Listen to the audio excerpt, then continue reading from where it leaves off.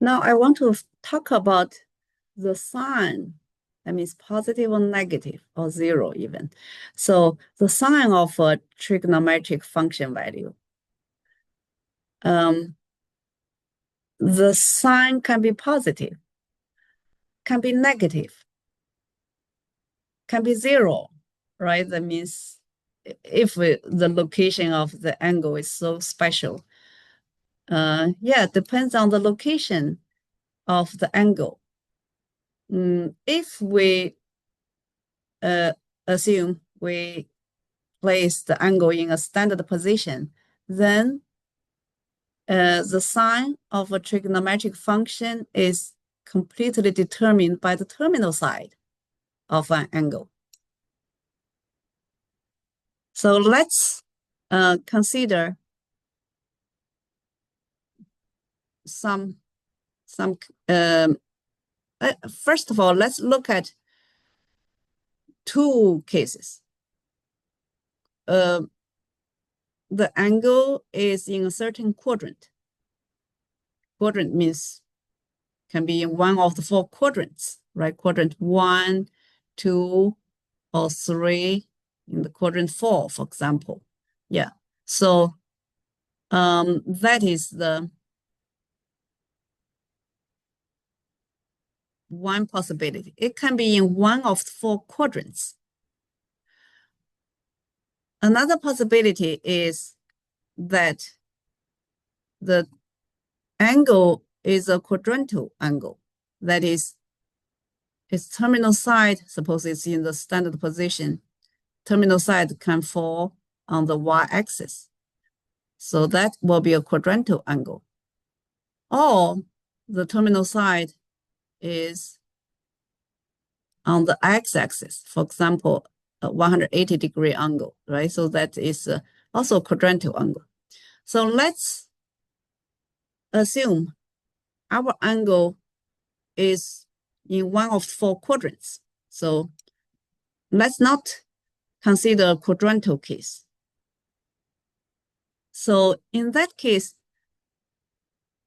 our angle terminal side will fall in one of the four quadrants.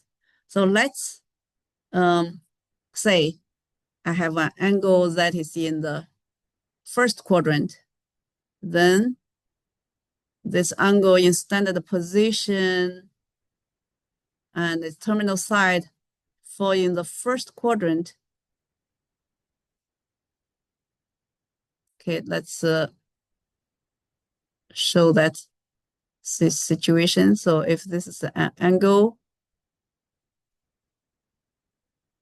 imagine a very specific case. Let's say it's a 68-degree angle, right? Just imagine it's a very specific one. This angle in standard position and its terminal side in the first quadrant. Yeah, it is less than 90 degrees. And we know this is in first quadrant. But there are some angles can be still in first quadrant, even if it's bigger than 90. For example, 68 degrees, if I add 360, that means a complete rotation, I will have a different angle, right? So, but still share the same terminal side. So if I add, so for example, 68 here, plus a complete rotation, I will get back to the same terminal side. So this angle, which is 428-degree angle, also in quadrant 1. So that means we talk about any angles. Whenever it is an angle in quadrant 1, what happens to the 6 trigonometric function values? And immediately we know we pick a point on the terminal side of the angle, and x, y coordinates are both positive because this point is in quadrant 1.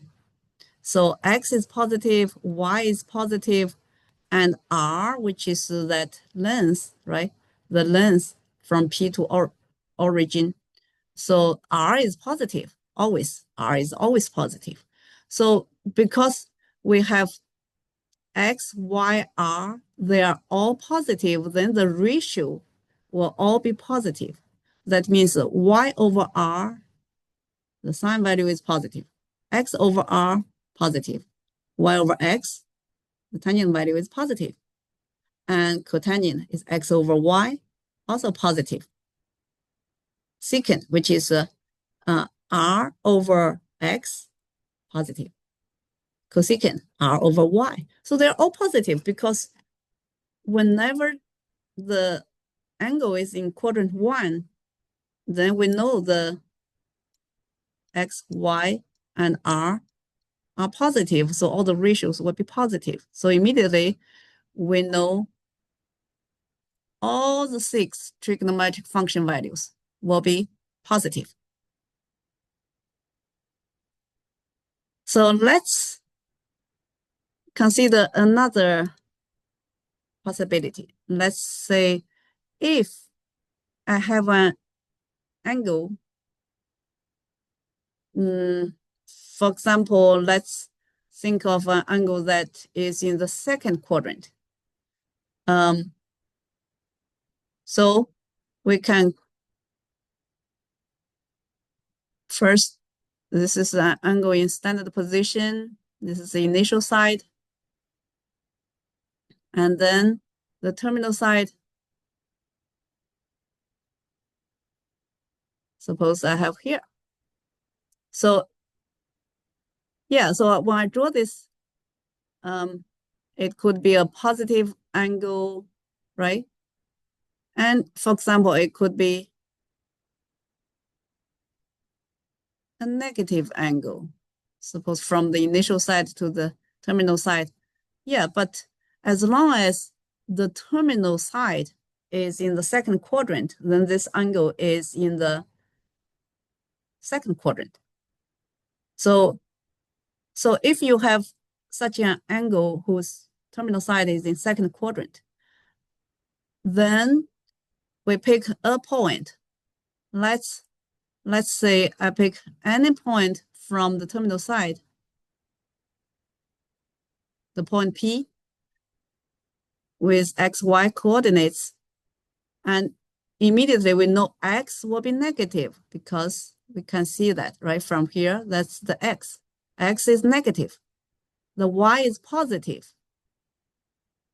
So X being negative, Y being positive, and R, which is the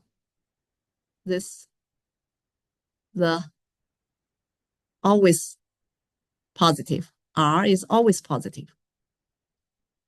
Then we can decide the sign. So for an angle in the quadrant 2, in this quadrant 2, and we calculate the sine theta. Sine theta is Y over R. Y over R.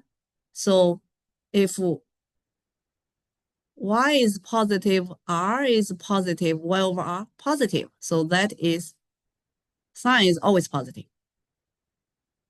For this angle in second quadrant, cosine. Cosine is X over R. So X is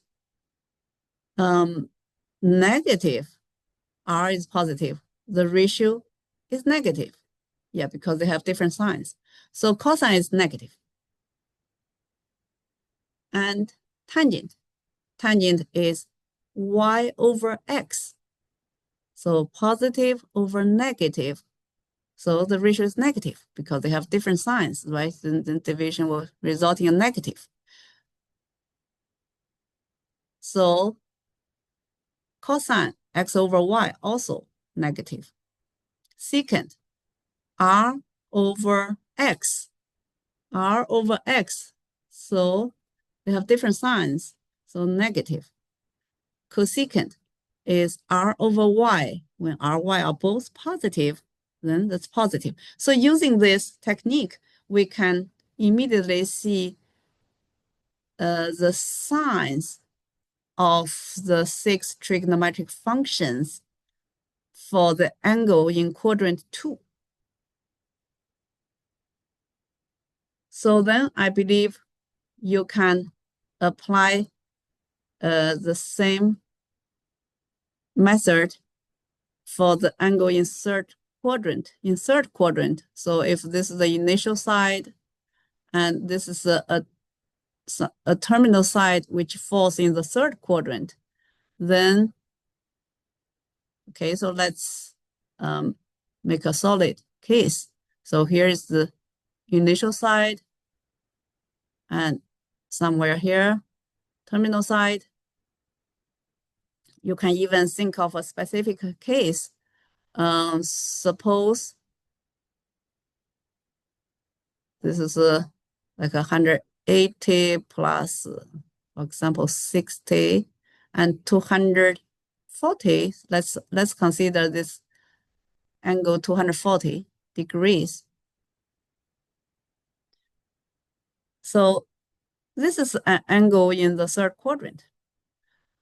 And again, you pick a point here. You pick a point, and for this point P, it's X coordinate, Y coordinates, and can be seen that both X, Y will be negative.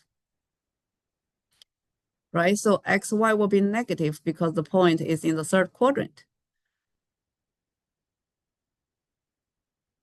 Yeah, so you can quickly see that this is the X, that's the Y, and so after you have both negative, then you can also see that R is always positive. Okay, then let's look at the 6 trigonometric function values. Y over R, so negative over positive, negative.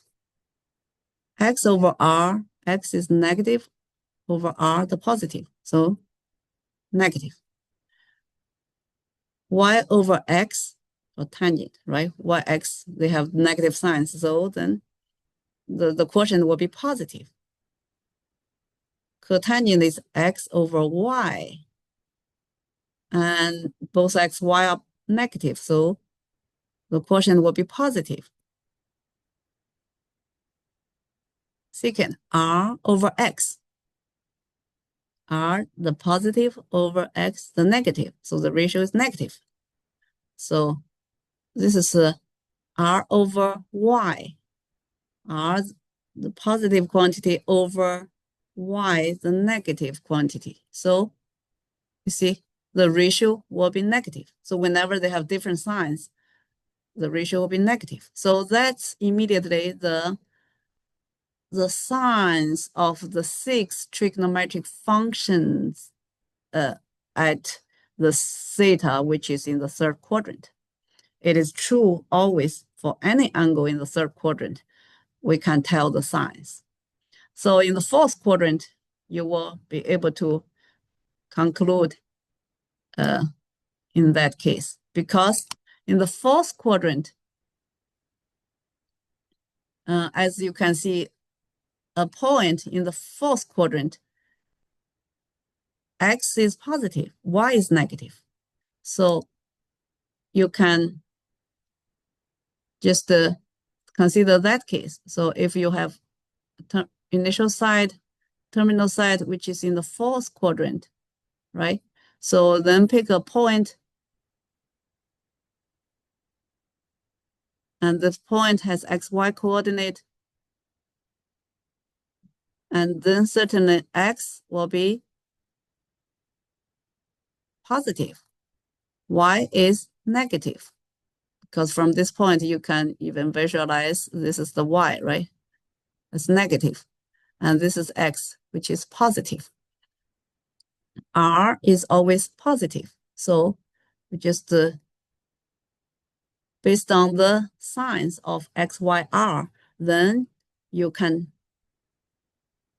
see that for an angle in the quadrant 4, the signs of the 6 trigonometric functions will be like this.